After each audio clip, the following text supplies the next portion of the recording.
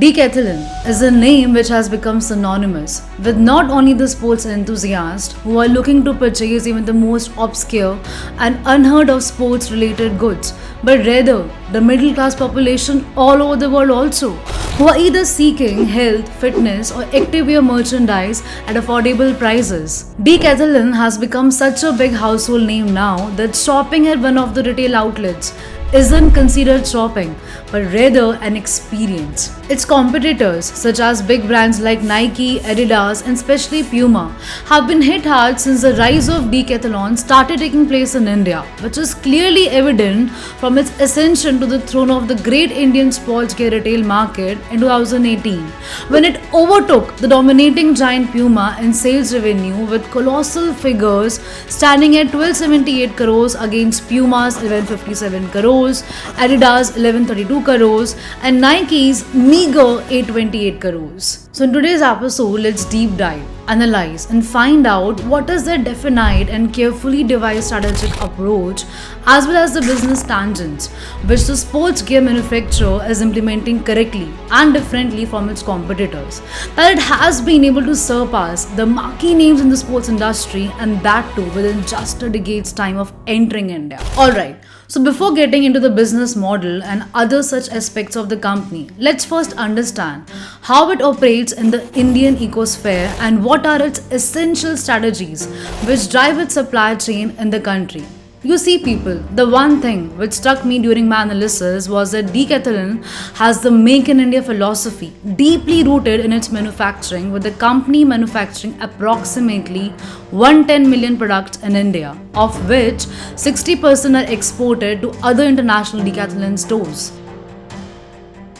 This is as a result of the 95 factories which the company has set up in India, which provide employment to more than 70,000 people. Not only this, Decathlon has more than 100 retail outlets across the country which provide a unique experience in itself, to which we'll come back later and expand upon. But all this makes one wonder, what is going on with this company? What is driving this company's operations at such large scale and even then providing products to its customers at such affordable prices? Well, the answer to this question cannot be solely attributed to just one factor. So let's try to understand this one at a time. Chapter 1: The Business Model Advantage.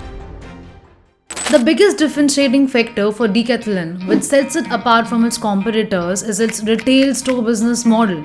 If you would have visited a Decathlon store, which in actuality should be called as a mini mall in its own right, you would know that the assortment of products which the company has on display is simply immense, hence the sheer size of its retail stores. On the contrary, its competitors work on a franchise model under which Puma, Nike, Adidas, instead of opening up their own stores, give out franchise stores opening license to people who would then in turn sell their goods via these franchise stores, which are technically their own stores with Nike branding to it. This is the reason you find these franchisee stores so much varying in size, because not everyone with the franchise can afford to rent out big spaces to display all the products manufactured by these companies. Alright, so we are clear on the model part. But what about the actual business aspect? What's the difference in terms of economics here? Well, you see, because Puma, Nike and all are working on franchise model.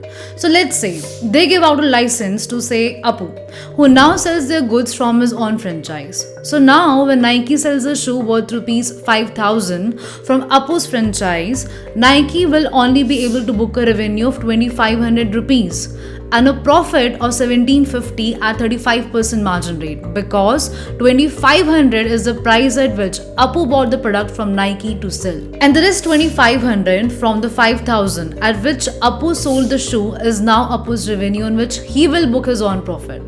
Now Decathlon, on the other hand, when sells the same shoe at 5,000 rupees, will book a revenue of 5,000 only and nothing less, because it runs its own retail stores without any franchisee like Apu in picture to share the MRP with.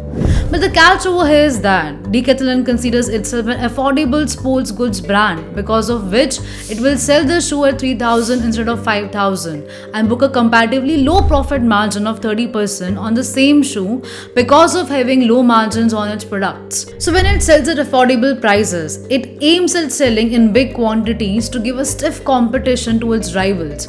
Because of which, for every one Nike shoe which Appu sells, Decathlon aims to sell 2 shoes which will bring it 1800 rupees in profit against Nike's 1750.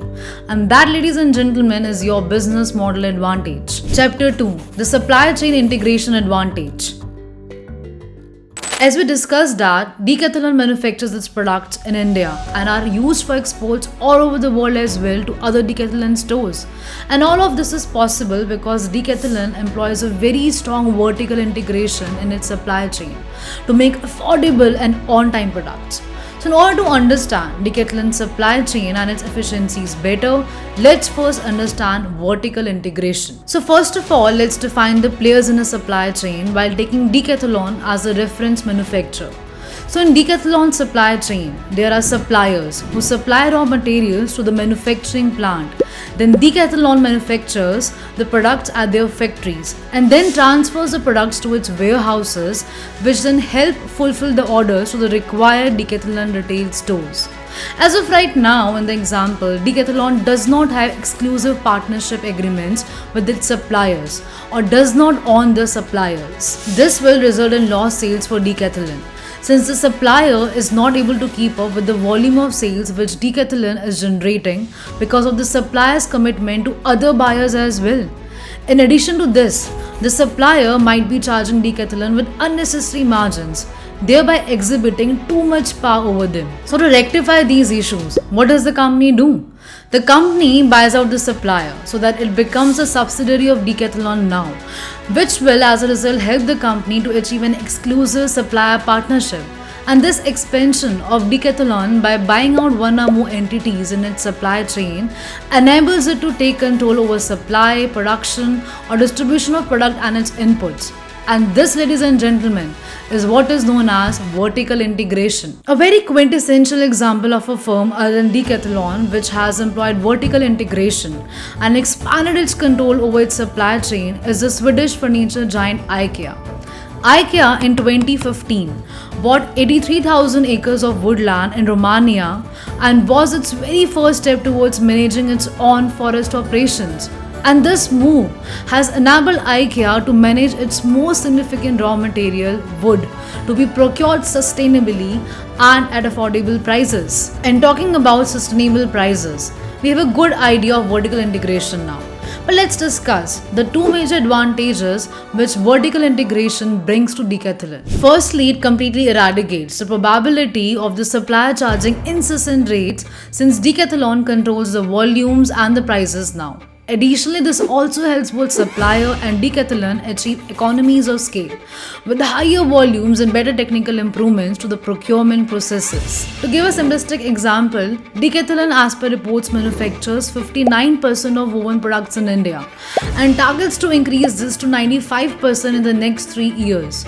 So in doing some maths, let's consider that the fixed cost of Decathlon is 1 lakhs and it manufactures 59 woven products right now with this fixed cost. This means that the cost to manufacture each woven product for the company right now is approximately 1700 rupees. Now when it achieves its target of 95%, it will manufacture 95 woven products now. And this will as a result bring down the cost to manufacture each woven product to 1052. Which is a staggering 38% decline in the cost, all owing to economies of scale. Secondly, the strategic exclusive supplier partnerships also plays a pivotal role because the suppliers are responsible for high value inputs regarding the quality and grade which should be used for specific products as well. Decathlon's products, which are innovation driven, although are born out of research and development, but this research is carried in conjunction with these exclusive suppliers so that their contribution can provide extra value to the products. To understand this with an example, for Decathlon's wetsuit, which has inputs which are not subject to industry standards such as the guides in the suit, might require a degree of customization depending on the innovation in the wetsuit product. Thus, the higher degree of customization will require higher degree of multiple function to function interactions. So these interactions for the wetsuit designing could be with the suppliers engineers and Decathlon engineers to ensure flawless product fit, or could be with the marketing teams of both parties to understand a swimmer's need and the role of the guides in the overall wetsuit product designing. Chapter 3: The assortment of strategies. Now, coming out of the technical strategies and entering the realm of behavioral economics. Following on the same lines like IKEA, Decathlon has managed to crack the psychological principle of Gruen effect in order to make most out of the humongous and embellished retail stores it so likes to flaunt. Given by the master architect Victor Gruen, the principle states that if you astonish customers with sensation and grandeur, such as with the help of colors, lighting textures, or enjoyable activities like in a Decathlon store, this as a result changes the mindset and behavior of the customer into thinking shopping as an experience meant to be tried, which ultimately results in compulsive shopping. And the next thing you know, the customers leave the store with way more items than they had originally planned. And let me tell you people, I'm a living breathing example to have fallen victim to the Gruen effect. And that too, yes you guess it's right inside a Decathlon store. But to be honest, it's all not because of the Gruen effect always. I genuinely like Decathlon products and enjoy the shopping in their retail stores because I believe they are one of the most customer-centric organizations out there and make you feel good for buying their products. Also, to focus more on the customer-centric approach of Decathlon, which has been a key factor in driving the sales for the organization, Decathlon does not believe in spending huge marketing budgets and collaborations with celebrities like Puma did. By spending more than 100 crores of signing Virat Kohli as a brand ambassador. Decathlon tries to maintain its frugality by controlling its marketing budgets in order to save cost from such huge signings, which can alternatively be transferred to their customers by offering them more affordable products and good quality products. It's innovation, which Decathlon pays special attention to and invests in, which leads them to more appreciating and loyal customers at the end of the day. And that, ladies and gentlemen, is how Decathlon has been slowly and steadily sweeping the Indian sports good and utilities market from right under its competitors' feet.